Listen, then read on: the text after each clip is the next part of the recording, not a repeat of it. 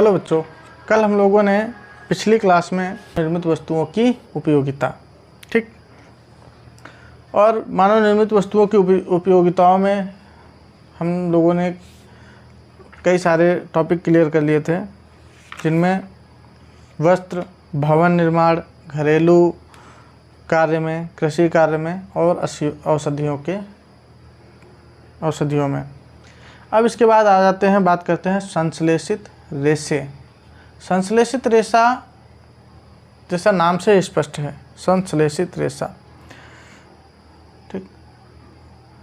और संश्लेषित रेशा यानी मानव निर्मित रेशा, ऐसा रेशा जिसे मानव ने बनाया हो और जिसका प्रयोग हम लोग किसके बनाने में करते हैं, वस्त्रों के बनाने में करते हैं, ठीक। तो यहाँ तक रेशों तक हम लोगों ने, संश्लेषित रेशों तक के बारे में हम लोगों ने पढ़ लिया था। आज जो हम लोग स्टार्ट करते हैं वो है प्लास्टिक के बारे में, कि प्लास्टिक क्या है। तो प्लास्टिक क्या है, चलिए देखते हैं प्लास्टिक क्या है।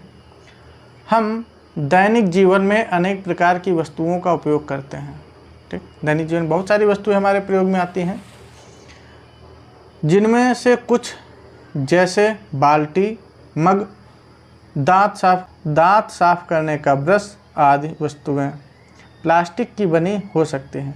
यह प्लास्टिक क्या है? रासायनिक रूप से असंतृप्त हाइड्रोकार्बनों जैसे एथिलीन, एसिटिलीन या उनके व्युत्पन्न आदि के उच्च अणुभार के बहुलक प्लास्टिक पदार्थ होते हैं। यानी जो बहुलक होते हैं वो प्लास्टिक पदार्थ होते हैं।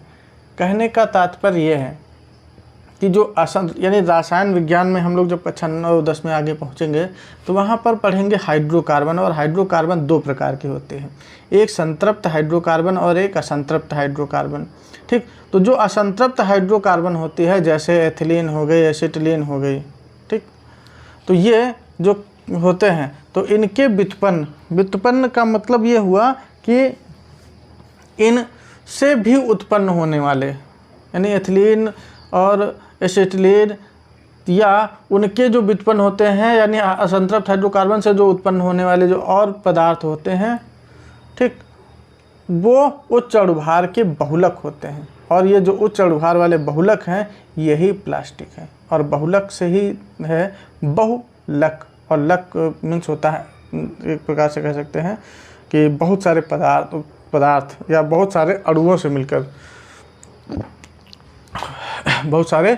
से मिलकर बनते हैं, ठीक।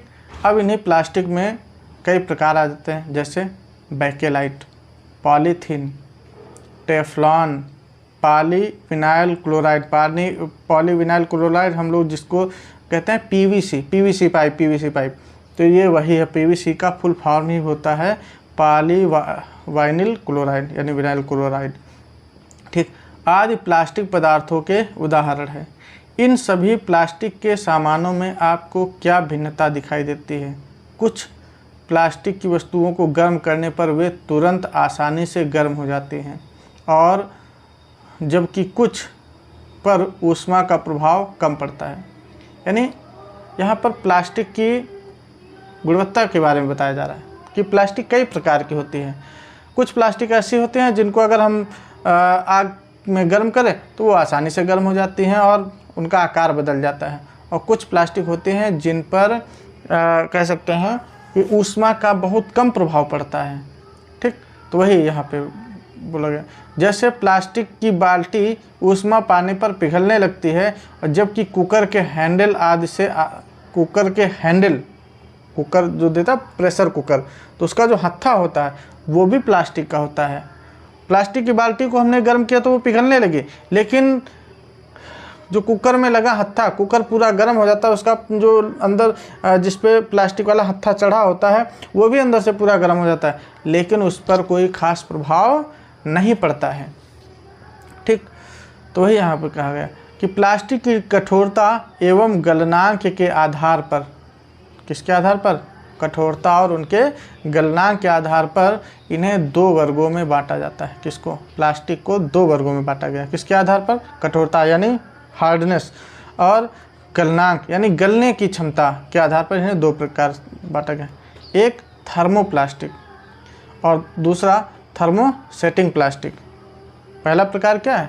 थर्मोप्लास्टिक, दूसरा थर्मोसेटिंग प्लास्टिक। तो पहला थर्मोप्लास्टिक क्या है? इस प्रकार के प्लास्टिक गर्म करने पर मुलायम हो जाते हैं। थर्मो यानी जिस पर ताप का प्रभाव पड़े, ठीक। तो जिस पर ताप का प्रभाव पड़ेगा तो स्वाभाविक सी बात है कि अगर उस पर कुछ ना कुछ अगर हम ताप बढ़ाएंगे या उसे गर्म किया जाएगा तो क्या होगी? वो मुलायम हो जाएगी। और जब इन्हें ठंडा किया जाता है तब ये कड़े हो जाते हैं। यह क्रिया बार बार दोहराई जा सकती है, यानी हम बार बार उन्हें कर सकते हैं कि उसे गर्म करें, मुलायम हो जाए, और फिर ठंडा करें तो वो कड़क हो जाए। जैसे देखा होगा जब हम लोग गांव में कोई पाइप की फिटिंग कर रहे होते हैं और मान लीजिए 2 पाइप को आपस में जोड़ना है और हमारे पास सॉकेट नहीं है, तो हम लोग क्या करते हैं गांव में? आग में एक पाइप का एक सिरा गर्म किया जाता है और गर्म पाइप को हल्का हल्का देख लेते हैं कि अब मुलायम हो गया, और जैसे मुलायम होता है तो दूसरा पाइप उसी के अंदर घुसेड़ देते तो वो सॉकेट की तरह बन जाता है, ठीक। और जैसे फिर ठंडा हो जाता है फिर वो अपने आकार वैसे कड़ा हो जाता है और एक सॉकेट की तरह काम करने लगता है। तो वही यहाँ पर कि ये गर्म और ठंडा करने वाली प्रक्रिया बार बार दोहराई जा सकती है। इसी कारण थर्मोप्लास्टिक को पुनः चक्रण रिसाइकल करके इसका उपयोग यानी पुनः उपयोग ये कह सकते हैं, इसे इस तरह करके हम दोबारा प्रयोग में ला सकते हैं। जैसे इसी में आती है पॉलीथीन, वाइनिल क्लोराइड यानी जिसको हम पीवीसी कहते हैं, आदि थर्मोप्लास्टिक के उदाहरण हैं। तो ये पूछा जाता है कि पॉलीथीन किसका उदाहरण है, कौन सी प्लास्टिक है, या निम्नलिखित में से थर्मोप्लास्टिक का उदाहरण है। तो क्या क्या उदाहरण है थर्मोप्लास्टिक का? पॉलीथीन, पीवीसी, ठीक। इसके बाद आगे बात करते हैं थर्मोसेटिंग प्लास्टिक। तो जैसे ये प्लास्टिक है, इसको अगर गर्म किया जाएगा तो ये गर्म करने पर मुलायम और ठंडा करने पर कड़ी हो जाती है। वैसे ही ये है, इसका उल्टा है। इस प्रकार के प्लास्टिक भी गर्म करने पर मुलायम तथा ठंडा करने पर कठोर एवं खुरदरे हो जाते हैं, किंतु इन्हें गर्म करके पुनः मुलायम नहीं किया जा सकता। उन्हें यानी गर्म करेंगे मुलायम हो जाते हैं, फिर ठंडा करने पर कठोर हो जाते हैं, कड़े हो जाते हैं। और ये प्रक्रिया हम बार बार कर सकते हैं, बार बार गर्म करेंगे, बार बार ठंडा कर सकते हैं। लेकिन थर्मोसेटिंग प्लास्टिक में क्या है कि हम इन्हें बार बार ठंडा और बार बार गर्म नहीं कर सकते हैं। इसका एक उदाहरण है बैकेलाइट, ठीक। बैकेलाइट एक थर्मोसेटिंग प्लास्टिक है। थर्मोसेटिंग प्लास्टिक का दोबारा उपयोग नहीं किया जा सकता है, अर्थात इनका पुनः चक्रण करना संभव नहीं है। क्या आप जानते हैं? अब आगे पढ़ते हैं। प्लास्टिक का स्वास्थ्य देखभाल उद्योग में व्यापक उपयोग होता है। स्वास्थ्य उद्योग में जो देखभाल में इसका बहुत ज़्यादा मात्रा में उपयोग होता है। जैसे इनके उपयोग के कुछ उदाहरण हैं, जैसे दवा की गोलियों, टिकियों को पैक करने हेतु, यानी जैसे दवा लेने आते हैं तो देखते हैं कि दवा की जो टिकिया होती है वो एक प्लास्टिक के अंदर पैक होके आती हैं। टैबलेट के निशान बने होते हैं और उन्हें खानों में रखे रहते हैं और उसके ऊपर एक लेयर चढ़ी होती है, तो पैक करने में। इसके बाद घावों को सीने हेतु धागे होते हैं, सिरिंज, इंजेक्शन, चिकित्सकों के दस्ताने यानी डॉक्टर के जो हैंड ग्लव्स होते हैं वो, और विविध प्रकार के चिकित्सीय यंत्र। इसके बाद आगे टेफ्लॉन, ये भी प्लास्टिक का प्रकार है। टेफ्लॉन एक विशिष्ट प्लास्टिक है जिस पर तेल और जल चिपकता नहीं है। तो याद रखना, ऐसी कौन सी प्लास्टिक है जिस पर जल और तेल नहीं चिपकता है? तो वो कौन सी प्लास्टिक है? टेफ्लॉन। यह भोजन पकाने के पात्रों पर ना चिपकने वाली परत लगाने के काम आता है। देखा होगा आजकल काफ़ी बर्तन प्रचलन में आ गए हैं जिनके ऊपर काली पेंट होती है, और ये जो काली पेंट होती है वो यही है टेफ्लॉन। जैसे जो कढ़ाई काली वाली आती हैं तो उनके ऊपर एक काले रंग की जो पेंट होती है वो टेफ्लॉन ही है, ठीक। अब इसके बाद आ जाते हैं प्लास्टिक, और ये जो प्लास्टिक और इसका पर्यावरण पर क्या प्रभाव पड़ रहा है। तो इसके बारे में पहले हम शॉर्ट में बता दें कि जो प्लास्टिक है वो ये कह सकते हैं कि हमारे दैनिक जीवन में जितना उपयोगी है उतना ही ये हानिकारक है। क्योंकि सबसे पहला कारण तो ये है कि ये पर्यावरण को इतना ज़्यादा जहरीला बना रही है, इतना ज़्यादा प्रदूषित कर रही है कि इसका हम लोग अगर इसको नष्ट करना चाहें तो इसे नष्ट नहीं कर सकते आसानी से। अगर ज़मीन में इसे जो है गाड़ दिया जाए या कहीं दफना दिया जाए तो ये सदियों, यानी इसको कह सकते हैं सड़ने के लिए सैकड़ों हजारों साल लगेंगे, तब जाके ये गलेगी। ये गलती नहीं है, सड़ती नहीं है। इसलिए ये एक प्रकार से कह सकते हैं कि ये बहुत ही घातक साबित होगी धीरे धीरे। और सबसे ज़्यादा दुष्परिणाम तो तब होता है जब हम लोग खेतों में इसे पहुंचा देते हैं। तो खेतों में जब पहुंचाते हैं तो ये जिस जगह पे पॉलीथीन आ जाती है उस जगह पर अगर कोई बीज वगैरह डाल दिया जाए तो वो उस जगह की मिट्टी को कह सकते हैं ऊसर बना देती है, या उस जगह की मिट्टी की उर्वरा शक्ति को नष्ट कर देती है। और जिसका परिणाम ये होता है कि उस जगह पौधा या तो उगता नहीं है, और अगर उग गया तो उस पॉलीथीन की वजह से वो बढ़ नहीं पाता, उसी पॉलीथीन में ही समेट के रह जाता है, या उसकी जड़ों को ये रोक के रख देता है। ठीक, तो इस तरह से ये हमारे दैनिक जीवन में कह सकते हैं या हमारे मानव जीवन के लिए बहुत ही घातक साबित होगा। आइए पढ़ते हैं इसके बारे में। जब हम बाज़ार जाते हैं तो हमें प्लास्टिक अथवा पॉलीथीन जैसे थैली में लपेटी वस्तुएं मिलती हैं। यह एक कारण है कि हमारे घरों में प्लास्टिक का कचरा इकट्ठा होता रहता है, फिर यह प्लास्टिक कूड़ेदान में चला जाता है। प्लास्टिक का निस्तारण एक प्रधान समस्या है, मतलब मुख्य समस्या है कि हम लोग जब दुकान या बाज़ार जाते हैं तो करते क्या है, खाली हाथ चले गए और वहाँ से दुकानदार ए भाई पॉलीथीन देना, इसको डालना है, और उसी में डाल के लिए चले आए।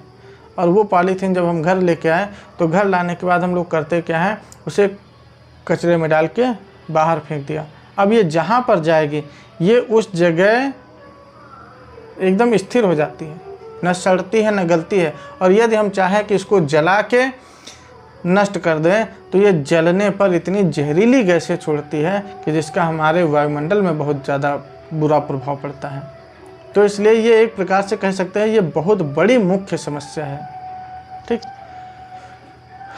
आगे क्यों?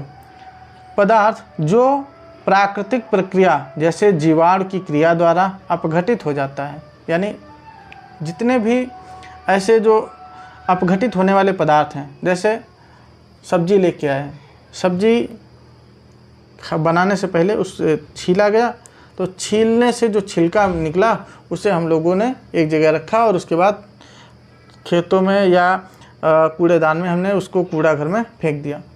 तो जब वहाँ वो फेंका जाता है तो होता क्या है, कुछ समय बाद उसमें छोटे छोटे जीवाणु पड़ जाते हैं, कुछ छोटे छोटे कीटाणु यानी कीड़े, वो उस पदार्थ यानी उस छिलके को पूरी तरह से नष्ट करके कुछ ना कुछ अपशिष्ट पदार्थों में बदल देते हैं। ठीक, तो इससे हुआ क्या कि वो पदार्थ जो था, जो कूड़ा था, वो नष्ट हो गया, अपघटित हो गया। तो ये जो अपघटित हो जाता है यानी नष्ट हो जाता है तो वो कहलाता है जैव निम्नीकरणीय। जैव निम्नीकरणीय यानी वो खत्म हो गया, समाप्त हो गया।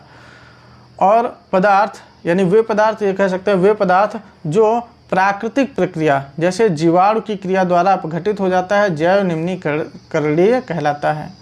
और जो प्राकृतिक प्रक्रियाओं द्वारा सरलता से विघटित नहीं होता है वो जैव अनिम्नीकरणीय कहलाता है। अब इसके आगे तालिका दी गई है जिसमें ये बताया गया कि कौन से जैव निम्नीकरणीय हैं और कौन से जैव अनिम्नीकरणीय है। बस निम्नीकरणीय पदार्थ होते हैं उनका ये कह सकते हैं कि मानव जीवन पर ज़्यादा बुरा असर नहीं पड़ता है, बहुत कम मात्रा में वो मानव जीवन को प्रभावित करते हैं, या ये कह सकते हैं कि वो पर्यावरण हितैषी होते हैं क्योंकि वो आसानी से अपघटित हो गए। जब आसानी से अपघटित हो जाएंगे तो पृथ्वी पर उसकी मात्रा नहीं बढ़ेगी। और जो अपघटित होने में जिनका जैसे जो प्लास्टिक है उसको अपघटित होने में कई वर्ष लगते हैं जो कि पर्यावरण हितैषी नहीं है। इसके अतिरिक्त इसको जलाने पर भारी मात्रा में विषैला धुआं उत्सर्जित कर देते हैं और जो कि ये पर्यावरण को बहुत अधिक मात्रा में नुकसान पहुंचाता है।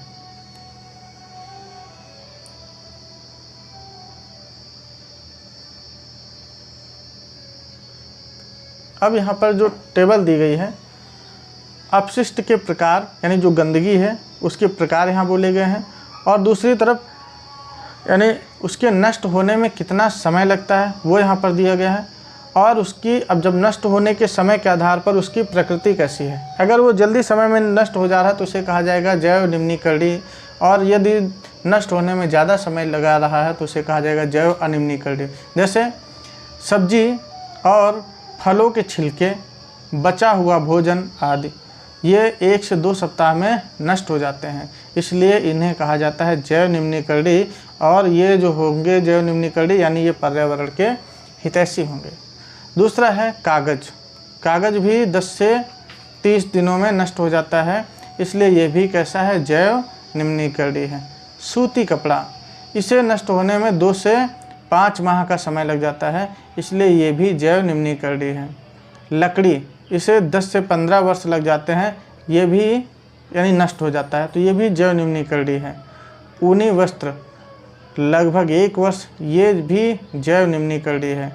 इसके बाद टिन, एल्युमिनियम और अन्य धातुओं के जो डिब्बे हैं इनको लग जाता है 100 से 500 वर्ष, इसलिए ये अजैव यानी जो ये है जैव अनिम्नीकरणीय, क्योंकि इन्हें समय कह सकते हैं ज़्यादा लग रहा है।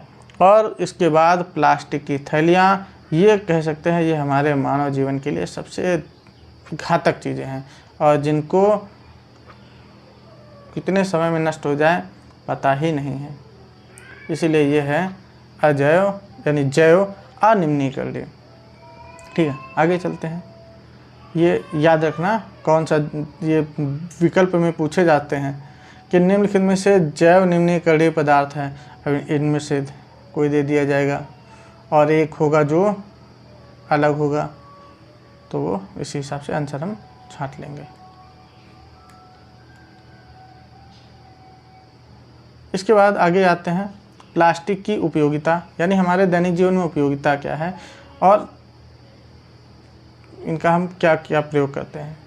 ठीक, एक तरफ प्लास्टिक, फिर उसी के रूप दिए गए हैं, यहाँ पर कई सारे प्लास्टिक के प्रकार कह सकते हैं, और उनका प्रयोग क्या किया जाता है वो एक तरफ दिया गया है। जैसे पॉलीथीन, पॉलीथीन का प्रयोग सभी लोग जानते हैं, थैली, ना टूटने वाली जो बोतलें होती हैं वो, पाइप बनाए जाते हैं, बाल्टी आदि बनाने में किया जाता है, किसका, पॉलीथीन का प्रयोग। इसके बाद एक्रिलिक प्लास्टिक, ट्रकों एवं यानी कार एवं ट्रकों की खिड़कियों में, जो ट्रक और जो कार और ट्रक होते हैं तो उनकी जो कांच की खिड़कियां बनाई जाती हैं, यानी जो खिड़कियां बनाई जाती हैं तो उनका प्रयोग किया जाता है। उसमें कौन सी प्लास्टिक का प्रयोग किया जाता है, तो वो एक्रिलिक। इसके बाद पॉली प्रोपिलीन, इससे क्या किया जाता है, रस्सी, रेसे, मजबूत पाइप बनाने में किया जाता है। स्टाइरोन यानी जो थर्माकोल होता है, थर्माकोल का प्रयोग पैकिंग में, जैसे हम लोग जब कोई सामान लेके आते हैं, टूटने वाला सामान होता है या कहीं बाहर से कोई सामान मंगाते हैं तो वो क्या करते हैं, उसके चारों ओर पहले थर्माकोल लगा देते हैं और उसी में पैक कर देते हैं, तो ये किस काम में आता है, पैकिंग में। फिर संचायक सेल के केस बनाने में, संचायक सेल यानी जो बैटरी वगैरह के होते हैं, और खिलौने बनाने में। तीसरा है मेलामाइन, बर्तन बनाने में किया जाता है। बैकेलाइट, बिजली के प्लग एवं स्विच तथा कंघी, पेन और हत्थे बनाने में। टेफ्लॉन, नॉन स्टिक बर्तन पर ऊष्मा प्रतिरोधी परत चढ़ाने के लिए। अब ये ध्यान रखना, क्योंकि ये वाली टेबल जो है ये इम्पॉर्टेंट टेबल है, इससे कई सारे क्वेश्चन तुमको आगे मिलेंगे। ठीक, अब आगे चलते हैं।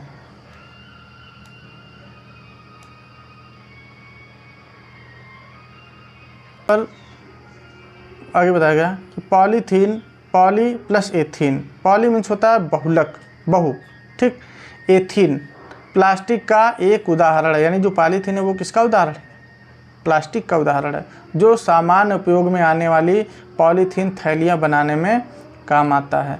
कुछ और भी जाने, वर्तमान युग में प्लास्टिक एक आवश्यकता है, यानी अब जो वर्तमान समय है ये ऐसा समय आ गया इसमें प्लास्टिक बहुत ही आवश्यक हो गई है, और इससे कोई क्षेत्र जो है वो अछूता नहीं है। कहने का मतलब ये है कि ऐसा कोई भी क्षेत्र नहीं है जिसमें इसका प्रयोग ना किया जाता। अछूता नहीं है का मतलब इसमें प्रयोग ना किया जाता हो।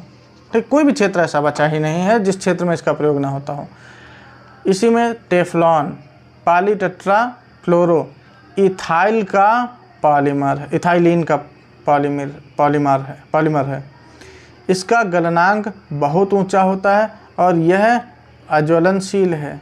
ध्यान रखना, जैसे क्वेश्चन पूछा है टेफ्लॉन यानी कैसा है इसकी, तो ये अज्वलनशील है। तभी देखा होगा कढ़ाई में प्रयोग करते हैं तो ये सालों साल ज़िंदगी भर ऐसा बना रहता है, जलता ही नहीं है। ठीक, इसी गुण के कारण इसका उपयोग वस्तुओं पर परत चढ़ाने में किया जाता है, यानी बर्तन की परत ऊपर चढ़ा दी जाती है। इसके बाद अब ये चेतावनी दी गई है, प्लास्टिक हमारे लिए बहुत उपयोगी है किंतु इसका दुरुपयोग बहुत हानिकारक सिद्ध हो रहा है। कहने का मतलब ये है कि प्लास्टिक हमारे जीवन में उपयोगी है, लेकिन अगर हम चाहें तो हम इसकी उपयोगिता ये जो है इसकी उपयोगिता को हम कम कर सकते हैं। जैसे बाज़ार हम गए तो अक्सर होता क्या है कि दुकानदार वो तुरंत तौलता है और पॉलीथीन में हमको दे देता है। अगर हमारे पास खुद का थैला होगा तो हम क्या कर सकते हैं कि उससे हम मना कर सकते हैं पॉलीथीन लाने से, और जब हम मना कर देंगे तो हम अपने घर नहीं लाएंगे, और जब हम घर नहीं लाएंगे तो हमारे घर से वो कूड़ा घर में या घूर पर नहीं जाएगी, यानी कूड़ा घर नहीं जाएगी, और जब कूड़ा घर नहीं जाएगी तो वो हमारे या खेतों तक नहीं पहुँचेगी। ठीक, कूड़े के ढेर तक नहीं पहुँचेगी। पॉलीथीन जलाने से इसका धुआं वायुमंडल में फैलकर पर्यावरण को दूषित कर रहा है। पॉलीथीन की थैलियों में बची हुई खाद्य सामग्री प्रायः खुले स्थानों पर फेंक दी जाती है। खाने पीने वाली चीज़ें होती हैं, हम लोग क्या करते हैं, उनको पॉलीथीन में पैक करते हैं और बाहर फेंक दिया खुले स्थानों पर। और सबसे ज़्यादा इसका तो प्रयोग ये हो रहा है वर्तमान समय में, जो गायें सड़कों पे इधर उधर घूम रही होते हैं वो खाने के चक्कर में इसको खा लेते हैं और पॉलीथीन को भी साथ में निगल जाती हैं, और जब ये निगल जाती हैं तो ये पेट में पहुंच जाती हैं, और जहां पर क्या करते हैं, ये इनको खाकर जानवर बीमार हो जाते हैं। प्लास्टिक पर पानी का कोई प्रभाव नहीं पड़ता है, अतः यह सड़ गल कर नष्ट नहीं हो पाती है। उपयोग की गई पॉलीथीन की थैलियों आदि को यत्र तत्र मतलब जहाँ तहाँ फेंकने पर ये सीवर लाइन और नालियों में फंसकर पानी के प्रवाह को रोक देते हैं, और पानी एक स्थान पर ही फैलकर पर्यावरण को दूषित करता रहता है। अतः पर्यावरण को दूषित होने से बचाने के लिए पॉलीथीन का सही उपयोग कर इसके दुरुपयोग को रोकना हम सभी का कर्तव्य है।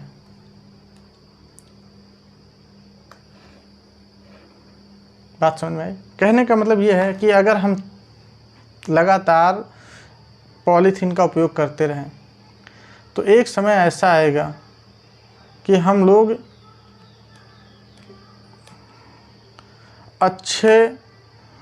अच्छी वायु को और अच्छा पानी पीने के लिए तरस जाएंगे, और ये खासकर आने वाली पीढ़ी के लिए सबसे घातक होगा।